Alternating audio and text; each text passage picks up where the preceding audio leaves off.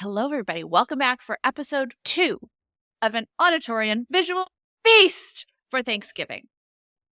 Here we are answering the questions you are going to get around the Thanksgiving table from your possibly well-meaning, possibly not well-meaning friends and family. What's your family like? Let's talk about that. I know, really. My family was actually fabulous. Great, yeah. I know that yours is too. Not all of us are quite so lucky. For example, let's say your sister-in-law, Kelsey, says to you, but I've heard that freelancing is really, really risky. Are you sure that this is something that's a good idea for you to do? My college roommate did it, and she lasted about 5 days, and really it was just code word for her being unemployed. Oh, ouch, sister-in-law Kelsey. Ouch, ouch. How are we going to answer sister-in-law Kelsey? We're going to say, actually, freelancing is much safer than full-time employment because with freelancing, you have multiple clients and your eggs are in multiple baskets. So if one business does do well, one client moves on, you want to leave a client even, I want to leave a client, I can do that. And I still have 70, 80, 90% of my income, and I'm not as impacted as I would be if I worked full-time in a business and can't get raises whenever I want, can't control my rates, can't control my time off. It's actually very liberating to be a freelancer. Take that, Kelsey. Now, what if she comes back with saying, yeah, but aren't there like lots of feast or famine? Isn't there like a lot of dry you say, spells? oh, Mom, do you need help with the stuffing? Just kidding. And you go grab a glass of wine. You get some wine. But what you could say to Kelsey is that absolutely, I know that a lot of freelancers do have that feast or famine income, that dry spells. Mostly that's because most freelancers don't actually have a system for going out and finding clients and landing clients. A lot of freelancers rely on those job bidding sites or rely on referrals. And unfortunately, when you do that, you're putting the control of your income in other people's hands. But when you have a system for outreach that's very predictable and very reliable, then you're actually in control and you can have as much and many opportunities as you want and as many clients as you want. Or say you want to take a vacation, go to the Maldives because you make so much money as a copywriter. You could just dial that down for a little while.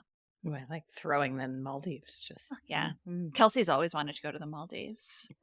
You could also just say too, if you want to, keep it short and sweet, of just freelancing's like any other skill. You have to learn how to do it, and I've learned how to run a business as a freelancer. Most people just jump right in without training as a freelancer, and that's why they don't find success, because they just cross their fingers and wish and hope that it'll work out, and that's not actually how you run a successful freelance business. I like using the word business with it, especially because people think of freelancing.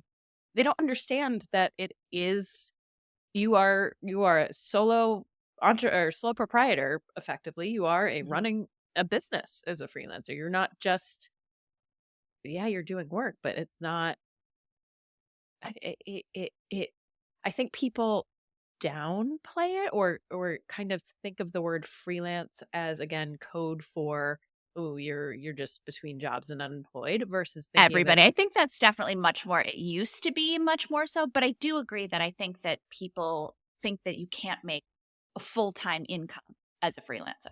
I also think people think of freelancing though too. There's just so many misconceptions around it, and that being one of them. And people could have multiple of these misconceptions about it, not just one. And I think, especially as, more and more people, so much of the, people are freelancing in one form or another in the United States. It's millions and millions of people now. I forget what percentage of the workforce we've definitely talked about it before, but massive. It's close to 50%. If you want, 50%, but it's close. Grab that stat if you want to throw stats and have them locked and loaded for family about the percentage of people that are freelancing now. Hey, I'm in good company. But I think a lot of the freelancers, people think of gig work. So, for example, Uber driving, Lyft driving, food delivery services, those types of things, which certainly fall under it. But that's just one piece of the freelance puzzle. And so I think people can have all sorts of misconceptions and just really no idea of what it is. So yeah, there's certainly a lot of education to be done here. So take that, Kelsey. Okay, that's question number 2. We'll meet you back for question number 3. Like what you heard? Hit subscribe so you never miss a video. And if you're ready to take the first step toward becoming a copywriter yourself, sign up for a free video training right here.